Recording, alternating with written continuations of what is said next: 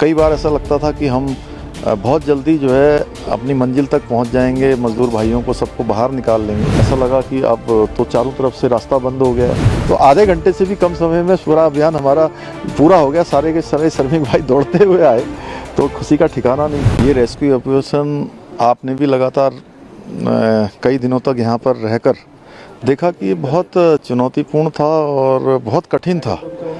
और कई बार ऐसा लगता था कि हम बहुत जल्दी जो है अपनी मंजिल तक पहुंच जाएंगे, मज़दूर भाइयों को सबको बाहर निकाल लेंगे। लेकिन बीच बीच में कुछ इस प्रकार की परेशानी उसके अंदर आ जाती थी, समस्या खड़ी हो जाती थी। पहले दिन जब हमने इस पर काम करना शुरू किया तो ये लगा कि ये मलबा जो है जेसीबी और पॉकलैंड से आसानी से हटा लेंगे, और जितना हटाते थे मलबा उससे ज़्यादा ऊपर से आना शुरू हो जाता था। फिर हम पाइप लेकर आए, पाइप हरिद्वार से, देहरादून से पाइप इकट्ठे करे, पाइप डालने का काम हुआ। तो पाइप भी तेज़ी से आगे नहीं जा पाया कुछ जाने के बाद। फिर उसके बाद अमरीकी जो मशीन है, ऑगर मशीन लाई गई, उसको एयर लिफ्ट करवाया गया इंदौर से, हैदराबाद से, उड़ीसा से, कई जगह से जो है उसके मशीनरी लाई गई। लेकिन वो भी जो है एक दूरी तय करने के बाद फिर अटक गई। फिर दोबारा चलाई गई।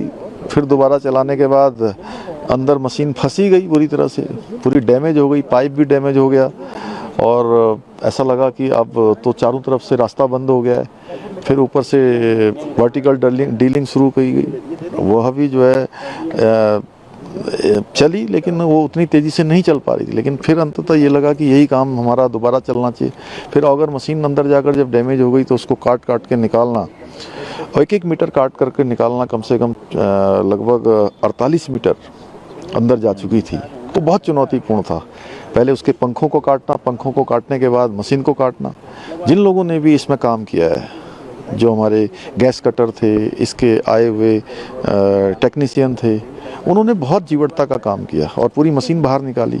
मशीन बाहर निकालने के बाद तय किया कि अब जो है मैनुअल इसको आगे बढ़ाया जाएगा, और जो खुदाई करने वाले हैं वो मैनुअल जाकर आगे आगे जाकर देखते थे। फिर उसको पुशिंग का काम शुरू किया। तो बड़ा चुनौतीपूर्ण रहा, और इसमें काम करने वाले जिन जिन लोगों ने भी अपना योगदान दिया, मैं सबका धन्यवाद करता हूं। और विशेषकर से हमारे प्रधानमंत्री जी का, जिन्होंने मैंने कभी ऐसा सुना नहीं कि किसी प्रधानमंत्री जी ने किसी रेस्क्यू अभियान की एक दिन भी नागा किया हो, और एक से एक बारीकियों का उन्होंने जो है सूक्ष्म से सूक्ष्म जानकारी लेने के बाद उस पर कैसे काम किया जा सकता है, कैसे हम सबका प्रोत्साहन किया जा सकता है, पूरे लगे हुए जो विशेषज्ञ थे उनको किस प्रकार से प्रोत्साहित करना है, सारी चीज़ें उन्होंने हमको लगातार मार्गदर्शन किया। उसके कारण से हम इस कठिन अभियान को जो है सफल बनाए। बाबा बौकनाथ की भी बड़ी कृपा रही, उनकी कृपा से ये अभियान सफल हो। सभी श्रमिक स्वस्थ हैं, और देखिए उनको अंदर भी उनका हौसला, उनका शरीर दोनों भगवान की कृपा से अच्छे रहे। और जो उनके लिए ऑक्सीजन देने से लेकर पानी देना और उनके लिए खाद्य सामग्री भेजना, मुझे समझ में आया जब मैंने ये सोचा था कि पूरा रेस्क्यू अभियान 3 घंटे तक चलेगा। 3 घंटे तक चलेगा, क्योंकि एक को लाने में कम से कम 5 मिनट से 10 मिनट तक लगेंगे। स्ट्रेचर पर आएंगे, एनडीआरएफ वाले, एसडीआरएफ वाले उनको चढ़ाएंगे।